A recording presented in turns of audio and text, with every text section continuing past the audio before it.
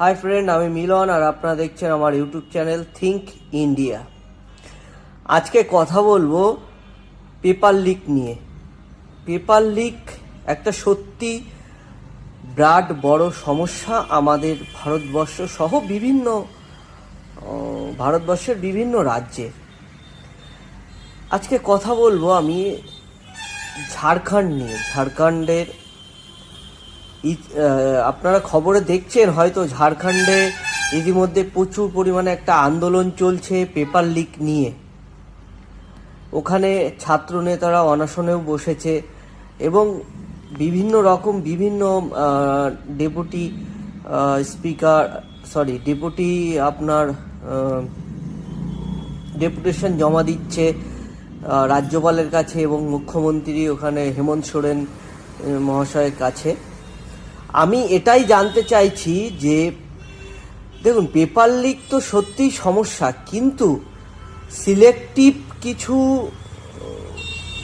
Paper লিকের জন্য আন্দোলন হবে আর মানে তাদের উপরে স্টেপ নিতে বলা হবে এবং সিলেক্টিভ জায়গায় একটা বড় আন্দোলন হবে। আর যেখানে আমি একদম পরিষ্কার ক্লিয়ারলি বলছি, যেখানে বিজেপি সরকার নেই সেখানে আন্দোলন হবে না।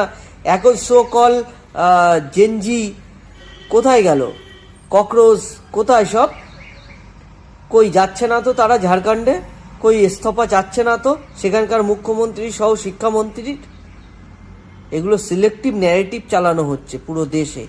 তাই আমি বারবার আমাদের জেনজি বলুন বা যেসব যুব সমাজ আছে তাদের কাছে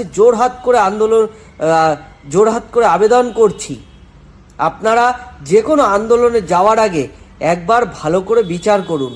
যারা আন্দোলনের মুখ ছিল তারা এখন কোথায়? কেউ আমেরিকায়, কেউ 7 স্টার হোটেলে পার্টি করছে, কারোর একটা ড্রেসের দাম 7 থেকে 8 লাখ টাকা। কোথায় পাচ্ছে সেসব? যারা নাকি পড়ুয়া, যারা শিক্ষার্থী, তারা কি করে এত টাকা দামের ড্রেস সহ বিভিন্ন দেশ বিদেশে ঘুরে বেড়াতে পারে? সেটা একবার আপনারা মাথায় আনুন এবং ভাবুন যে কি হতে চলেছে আপনাদের আড়ালে আলটিমেটলি কি হচ্ছে সেটা একটু দেখুন। সকল জেনজিদের বলবো, যদি তোমাদের আন্দোলন করতেই হয় তাহলে তোমরা করো, ঝাড়খণ্ডে করো যেখানে পেপার লিক হয়েছে, কই উত্তরাখণ্ডে করো, হিমাচলে করো, হিমাচল সেখানে তো করছো না, পাঞ্জাবে করো সেখানে করছো না। পাঞ্জাবে শিক্ষামন্ত্রী